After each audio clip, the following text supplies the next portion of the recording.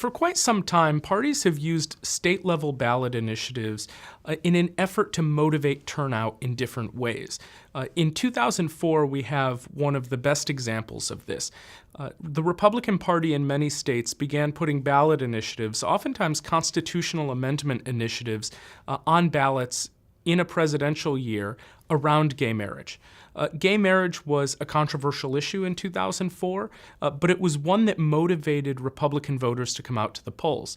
Ultimately, Republicans were quite successful in generating turnout as a result of gay marriage ballot initiatives, and it helped power President George W. Bush to re-election that year in a close matchup with John Kerry. That trend has continued.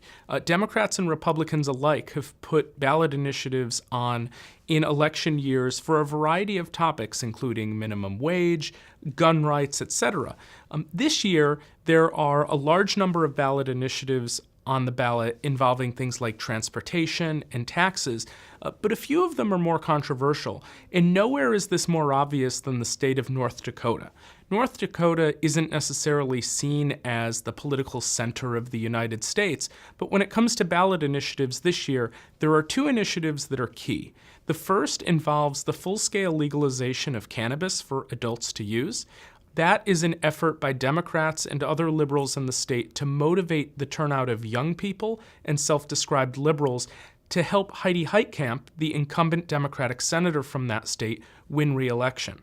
To combat that, however, Republicans have put a different ballot initiative on, which would make it illegal, or it would at least reiterate that it is illegal, for non-citizens to vote in North Dakota elections. This is already a violation of the law in North Dakota, but this is a means of tapping into anti-immigrant rhetoric, tapping into the same type of rhetoric that President Trump used on the campaign trail in an effort to help the Republican nominee for the Senate, Kevin Cramer, to win and ultimately beat his incumbent opponent. In addition to understanding who turns out in congressional elections as having an effect on the ultimate result, turnout overall is something that has real partisan effects.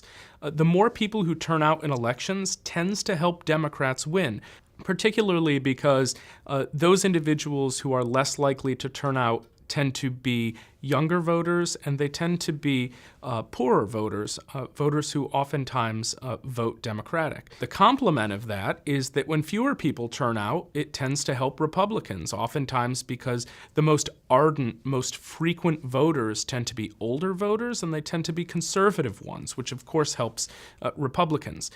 This year, there have been efforts in both directions, some efforts to restrict voting and some efforts to expand voting. For example, increasing the requirements necessary to cast votes, to get a voter ID card. Make it more difficult for individuals to vote. It makes it harder for college students to vote, poorer people, and people of color to have access to the polls. Voter registration or voter list purging is happening in states like Georgia. And the closure of voting precincts in predominantly black precincts in Georgia are also efforts to reduce the vote, but also to reduce the Democratic vote. Those efforts could hurt Democrats in the fall. Alternatively, there are significant grassroots efforts to get more young people and more liberal voters, more people of color registered to vote, motivated about the election in the hopes that ultimately they will cast ballots. And one unique situation that is happening in the 2018 midterm is an effort to increase the number of displaced Puerto Ricans who have come to the mainland United States to relocate, to get them registered to vote and voting.